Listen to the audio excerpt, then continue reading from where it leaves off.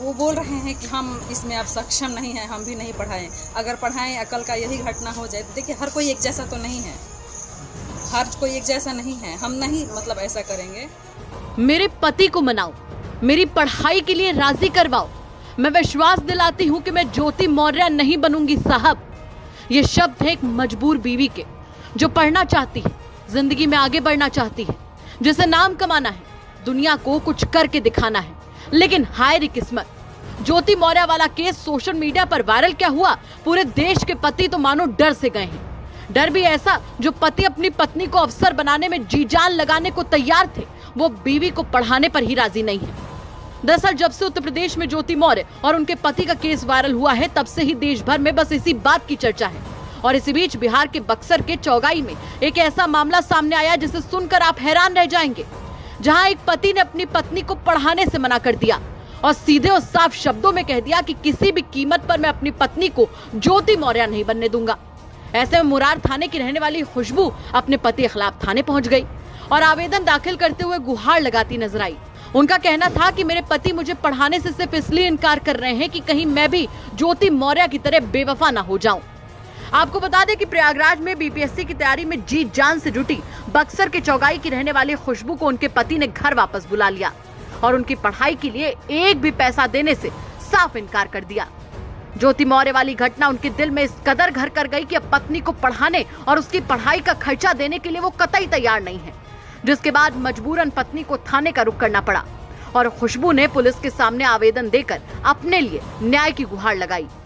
उनकी पत्नी का कहना था कि वो बहुत परेशान होकर बड़े बाबू के पास आई हैं, ये कहने कि वो किसी भी तरह उनके पति को समझाएं। हम आए हैं कि जो यूपी का घटना घटा है ज्योति मौर्य वाला, मेरे पति चाहते हैं कि अब हम भी नहीं आगे सक्षम हैं पढ़ाने में, लेकिन शुरू से लेकर आज तक 10 साल से वो हमको पढ़ा रहे हैं और आज अगर पीछे हट जाएं तो ऐसे ही तो हर महिला का मतलब मनोबल टूटता जा रहा है।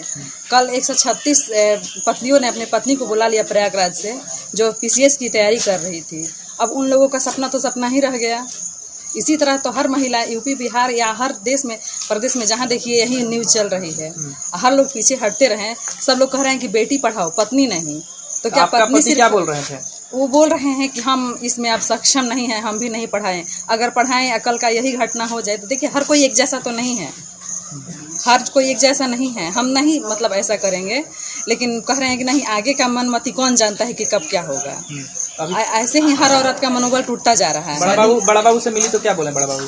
बड़ा बाबू बोले कि नहीं, ऐसा नहीं है, आप लोग अपने में विचार कीजिए, ऐसा नहीं होना चाहिए। अब एक आदमी कर दिया तो क्या सब लोग कर देंगे? ऐसे का तैयारी करती थी आप? बीपीएससी का। अच्छा, एक शादी 2010 में हुई। अच्छा, एक बार और आपने बीपीएससी के लिए एग्जाम दिया? जी जी, उस टाइम 7-8 नंबर से मेरा चूक गया था बीपीएससी। अच्छा, 7-8 नंबर। उस टाइम से फिर मैं कंटिन्यू पढ़ाई करती रही और अभी फिर लक्ष्य है ऑनलाइन कर रही हूँ पढ़ाई अभी, और अब ऑफलाइन होने वाला था पढ़ाई यहाँ पर जो चालू होने वाला है, तो बोल रहे हैं कि नहीं, अब हम इसमें सक्षम नहीं। वहीं इस पूरे मामले पर उनके पति का सीधे तौर पर कहना था कि मैं पूरी ताकत से अपनी पत्नी को पढ़ा रहा था, लेकिन यूपी में हुई इस घटना से वो बहुत ज्यादा आहत है और अब अगर उनकी बीवी को पढ़ना है तो पढ़े, लेकिन वो पढ़ाई का खर्चा अब नहीं दे सकते।